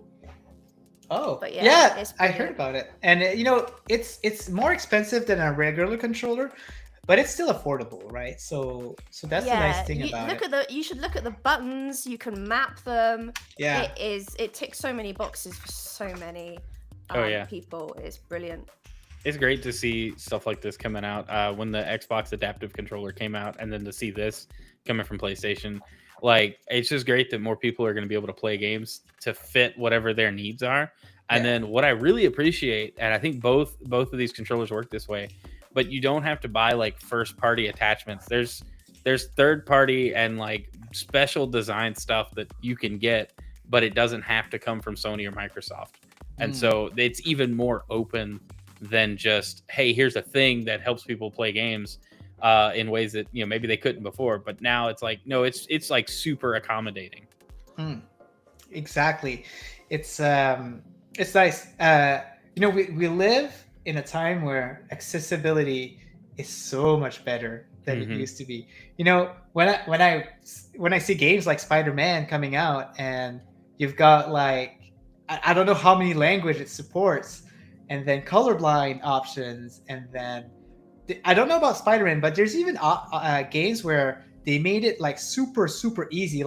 You can make it so your health never, you can never lose all your health or stuff like that. Oh yeah, games that have the cinematic modes where it's just there's no difficulty. You can just play through the story. Yeah, I've got a buddy that plays that way just because it's no, I'm just in it for the story. I don't need the challenge. I want to relax. He'd rather watch a movie, Yeah. And so those, it really benefits all sorts of people. Yeah, you're right with that. So yeah, it's nice. It's not, sometimes not all games has it, and you see a lot of people complain, but hopefully we'll see it as a standard at some point. So a lot of publishers are pushing it now. So I see quite a lot of publishers, they're putting add-ons into their games for people with visual impairments.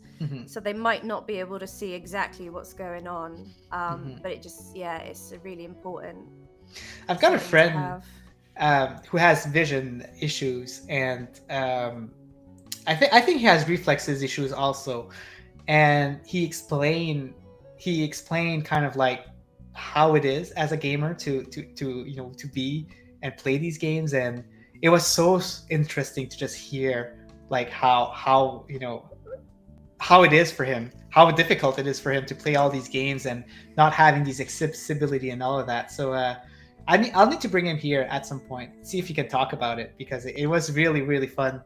You don't understand it until you hear it from someone who actually experienced it, right? So it was a cool thing to see. Did you guys see the leak of the Project Q, the kind of like portable? Yeah, let me share my screen again. I talked about this earlier this week, and what is Sony doing? It's my question, because if it's not, I don't know. You guys are more of the Sony fans, so I've said from the start, like I don't understand it. I don't get it. I don't know what this is. Who is this for? Because if it's just streaming, if it's only going to stream on my local network, why wouldn't I just lay on my couch comfortably? Because I don't want to lay in bed and play this when I can like go play on like the big screen, you know? Mm-hmm. Exactly. The thing is, you know, what we're seeing here in the leak is that we're seeing that it's running on an Android OS. If they can make it compatible with all types of cloud gaming, right? That would be amazing. I think that would be an interesting offering. I think whatever software it's running, it'll be hacked and people will be doing this anyway. Yeah. It's some flavor of Android. It's some, you know, customized Android ROM, I'm sure. Mm-hmm. But I just don't see the appeal. Like, if I didn't have any technical background and I just bought this thing, what would I do with it? You know? Yeah, exactly. What are your thoughts on it, Miss Phoenix? Are you like interested, or? I was a huge fan of the PSP, so I took it everywhere with me. I don't think I can have the same experience with this. Yeah.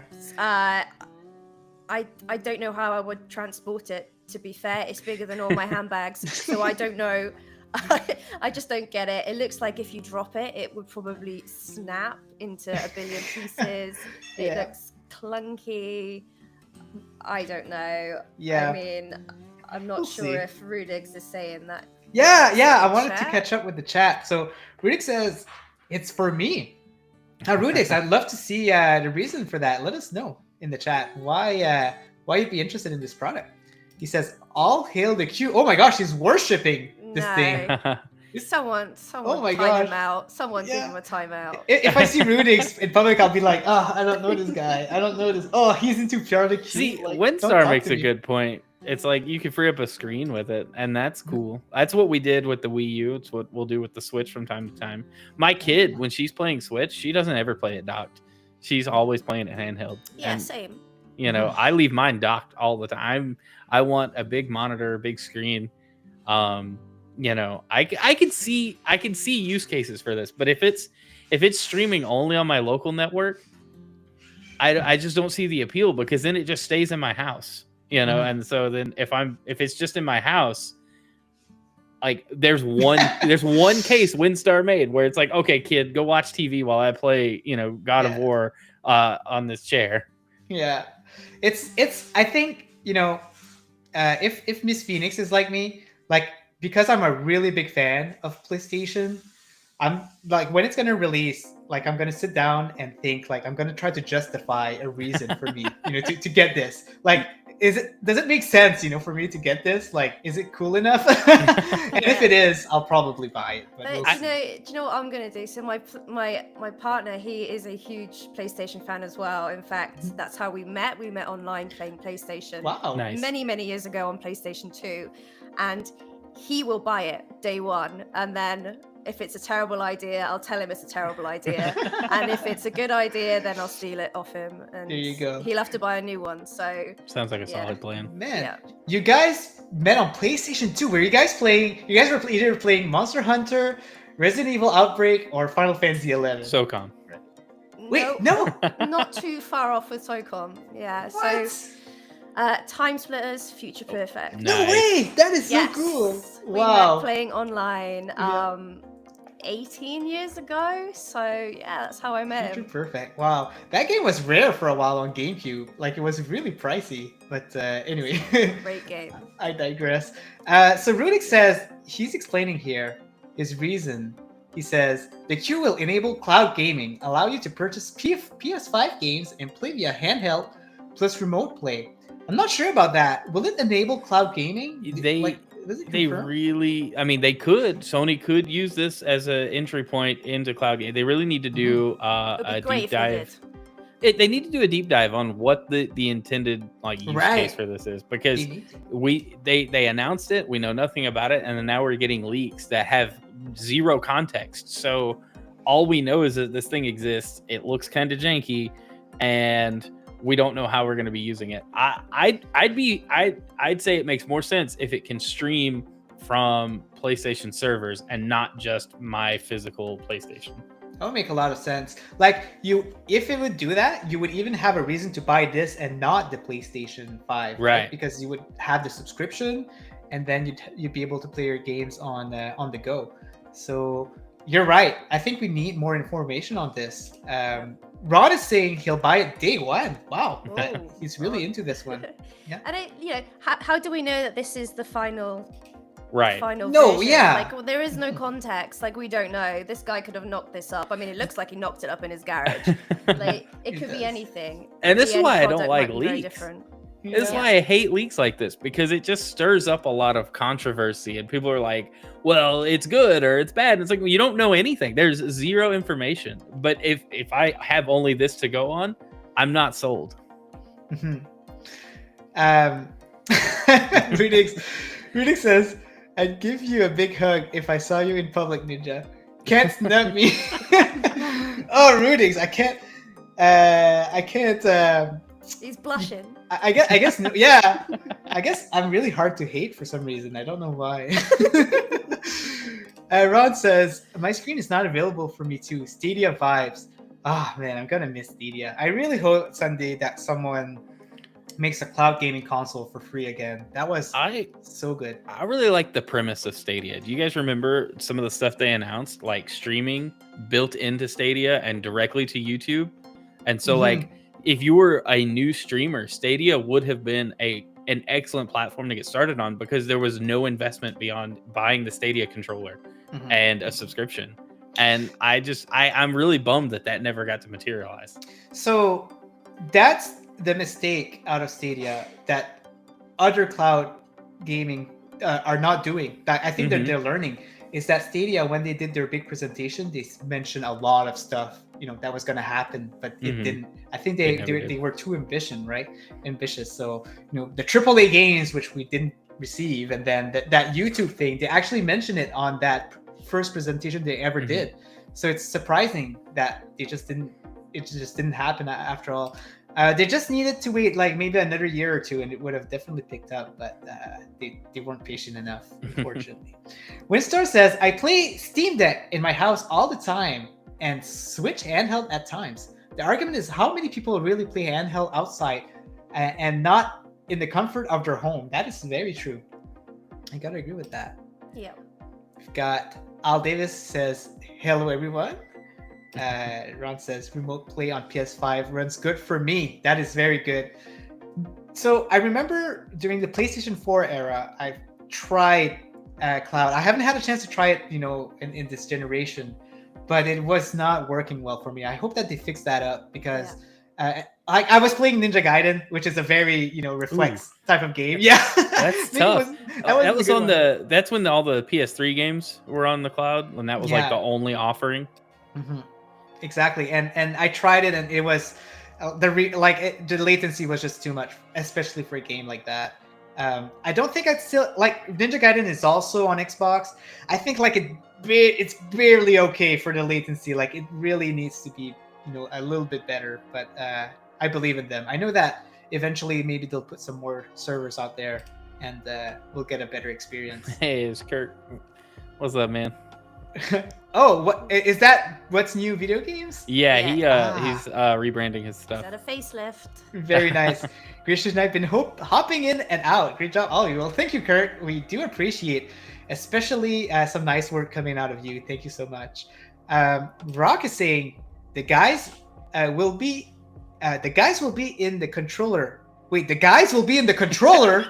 Oh my gosh, that is sick. How could they decapitate someone and do that? And and back spline leaving a thin OLED screen. Okay. I think. Oh wait, the guts. Oh, that's what he meant. Wait, that doesn't sound too good either. But you know, I think it will be stylish. You will have access to 100 cloud games on PlayStation Plus Premium. Could be amazing. I think that if they do decide to do the cloud, I think it'll sell. I think it'll make a lot of more sense. The thing is, when it was first announced, the only thing they mentioned, or I don't even think it was, I'm not even sure if it was official, but they just mentioned that it would only be for remote play. Yeah. And if they do that, that's where nobody will be attracted. Like that's expensive for what you can already do with a phone and a DualSense on Bluetooth. You know. Exactly. But I think Sony's they're gonna make a better sale. They're gonna sell people on this a little better if they do a deep dive. Yep, I think they're kind of smart, right? Because what they're doing, they're just kind of like mentioning it, and they're probably seeing the people's reaction. It's probably they're saying cloud gaming, that's what they want. Oh well, then that's probably what we're going to do. Orchestrated leaks. Yeah, they did it on purpose. You never know, right? Because it is a marketing strategy, so you never know. Did you guys see the Switch 2 box art or mock-ups that have been leaked? I don't think they're real at all. Let me check. Yeah, the Joy-Cons look unbelievable. It doesn't look like something Nintendo would put out, but Nintendo is gonna Nintendo when it comes to these things, so it could very well be real. I don't know. Call me skeptical. I'm gonna share it. Just let me know if there's any image in there that is the leak that you're talking about, because I don't know which one. Let's see. Is it this one? No. It looks like a Wii U. Yeah, no, it's not that. Okay. Go back to your search. Okay. And do Nintendo Switch 2 leak, because that's like the keywords I used when I went to dig it up. Okay. Or maybe it's not an image, right? It's that third one. The third one there.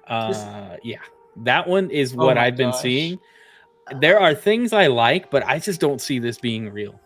No, this seems It seems too different. Yeah. From the existing Switch. The only things I like are the screen and that dock. Oh yeah, I like that. Seem very swanky, but those Joy-Cons look atrocious. Like Nintendo never released something similar to their previous console, so I think it's gonna be, that's just my opinion, but I feel like it's gonna be like absolutely super different.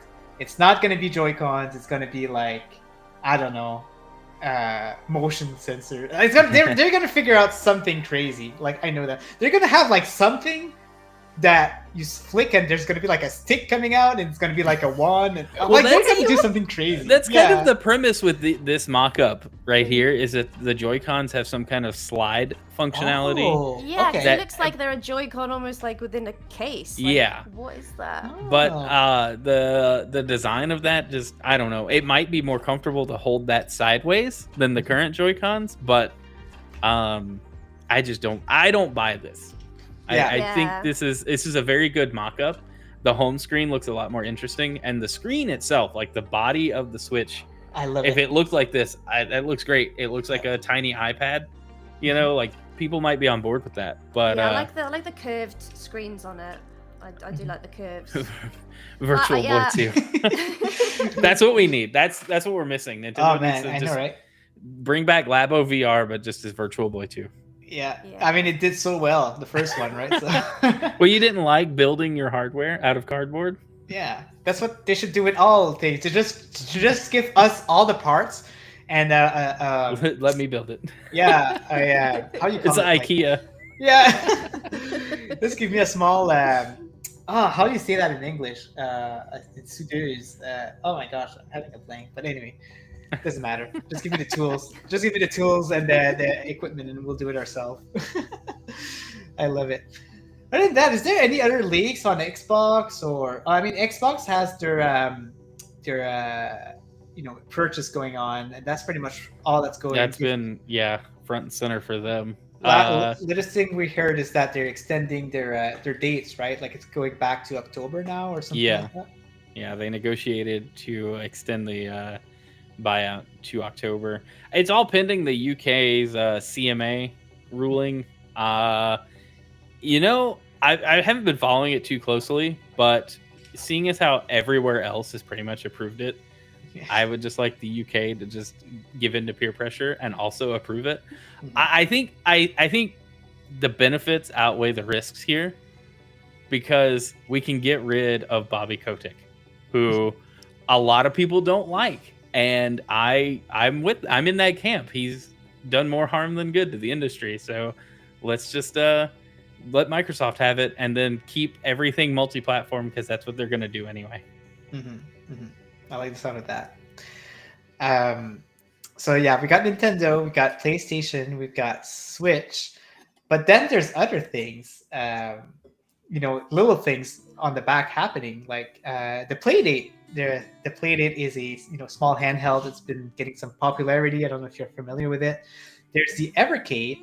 The Evercade is kind of like getting that collector's hitch for people, where they get license of older games and they release it on their small like emulation console. Oh yeah, I saw that. I saw that this week. Oh, very cool. Yeah, it's getting some popularity, and I'm thinking of getting one at some point. It's pretty cool. Then we've got the Amico. The Amico is not out yet, but they released the game even before the console is out, and I'm not even sure if the console is happening. Like something gonna land on your head, Ninja. Yeah, I know. Man, I was so scared. Like this, something fell off of me, like this Zelda pin. But man, like I only had two small nails holding that for a while, and I was so scared for it to fall on my head for the longest time. But now I have some wall stickers on it, and it's super solid. That still doesn't sound good. I swear, it's solid. I swear. It's held up with bubble gum. Yeah. But yeah, the Amico, it's so weird. They release the games. They're all like out. They have like these are like AR cards that you scan to get the games. But the console is not even out yet. But these are like collector's piece. But I do hope they come out, because then these are just gonna like collect garbage, because the games are out, but not the console yet. Anyway, that's wild. Yeah. So I don't know. There a lot of stuff happening, but it's nice. Ron says Bobby Kotick is a horrible person, but he knows how to make money. Okay, Chrono, you have to tell me who is Bobby Kotick. I'm sorry, he's the CEO of Activision Blizzard. Okay, he's basically been running the company for a very long time. He's got a reputation. You just Google and you will find more negative stories than positive. Admittedly, he does know how to make money. Activision has been very successful for shareholders over the last few years, but as someone who I used to like Call of Duty, but then the annual releases just wore me down. Yeah. It's just one of those things where it's like he's probably one of the biggest reasons that Call of Duty comes out every single year now. Is it a reason? I know that something fell off with Activision Blizzard, and that's why they ended up trying to sell to Xbox, right? Is he like the reason of that? He's a big part of there's a lot of like bad culture when it comes to the developers and people that work at Activision Blizzard. Again, a quick Google, you'll get some very heartbreaking stories. Yeah. There's a lot of and stories it's just a lot of not okay behavior from employees. I don't know if you guys want to go into any details on that. I just think it's like, if it had been going on this long, it's time to like get rid of all of that. And so I'm really hoping that Microsoft stepping in will just cut a lot of the garbage out of there, cut the cancer out, as it were, and let the devs just who want to be there, who are good at their jobs and not being bad people, do the best job they can. Yeah. Okay. Well, I think when they first start talking about it, I think that's what I was hoping. I was just hoping that the reason that they bought them was just to clear their slate, like clean. That's kind of my impression. Yeah. Obviously, they want to put Call of Duty on Game Pass, which would be huge. Don't get me wrong, I want that to happen. But on that same token, I think there's a lot of side effects that would be really good for the company and just the gaming industry as a whole. Interesting. All right, guys. I think we're gonna leave it at that. Gonna do the outro. I hope that it went by fast. I'm not sure if you're familiar with podcasts usually, Chrono, but it's been nice having you here. It's been some nice conversation, and really enjoyed talking to you. And Miss Phoenix, so nice to having you again on the show. Always nice talking about zombies and stuff. So I know you're the one for that. So I really enjoyed that.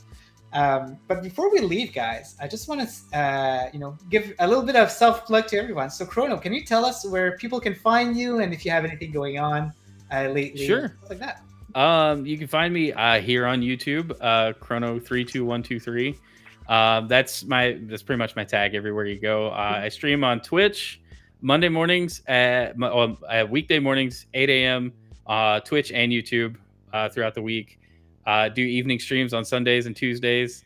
And then that's pretty much where I'm at. I'm on Twitch and YouTube. You can find me on Twitter, or I guess X now. I don't know how everybody feels. It's still Twitter as far as I'm concerned. Just look me up, Chrono32123. One of those profiles will link you to everywhere else. Yeah, I'm trying to put the link here. I think it worked. There you go. Okay. Oh crap! I think I put it 3 times. All right. Yeah, go look at this guy. Yeah, go. Yeah. Chill, Whoops. chill. Yeah, but go check him out. I put a link there. Subscribe if you were interested at this stuff. He wears very cool sunglasses. But check him out. Miss Phoenix, where can people find you, and what kind of interesting content you have? So you will find me on Twitch at some point on the weekend. I try to stream either Friday or Saturday nights. So I am at Miss Phoenix, so MISSFEENIX. I'll be on Diablo at some point. Hopefully accompanied by Rouster, who was in the chat, because he's kind of dragging me through, helping me. Oh my gosh. He is like my tour guide on that game. He is very helpful. And aside from that, I'm usually in everyone else's chat, usually being a bit of a troll, apparently.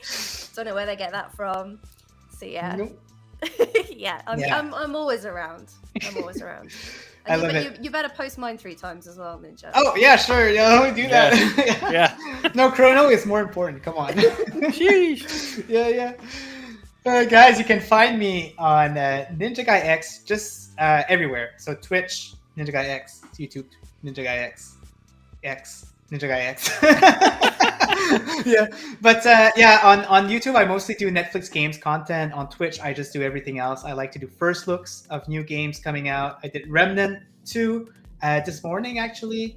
Yesterday I think I did Queen's Gambit. Tomorrow I have another Queen's Gambit stream with my good friend Netflix Gamer, we'll be competing against each other on a chess game. Yeah, and then at 10 o'clock in the morning, my time, so that's 2 o'clock your time, Miss Phoenix. I have an interview with the developer Paper Trail, who is releasing a game. Yeah, and next year they're releasing a nice game, and I got the opportunity to do an interview with them, so it's gonna be pretty cool. Ninja Guy Twitter. Yeah, I'm gonna change my name to Ninja Guy Twitter. I just got it. I'm really slow. I'm sorry. Yeah. Oh my gosh. But yeah, guys, hopefully you enjoyed today's show. It was very nice having this panel with me. Really appreciate you guys again coming in. And keep a lookout every week at the same time. Every Thursday, we have this where we cover the latest news of anything and everything. Next week, Bjorn will be taking the lead again. He'll be at least in for the next 4 or 5 weeks. He'll be all full of energy and back. So look forward to that. So with that said, thank you very much, everyone. And see you guys on the next show. Bye everyone. All right.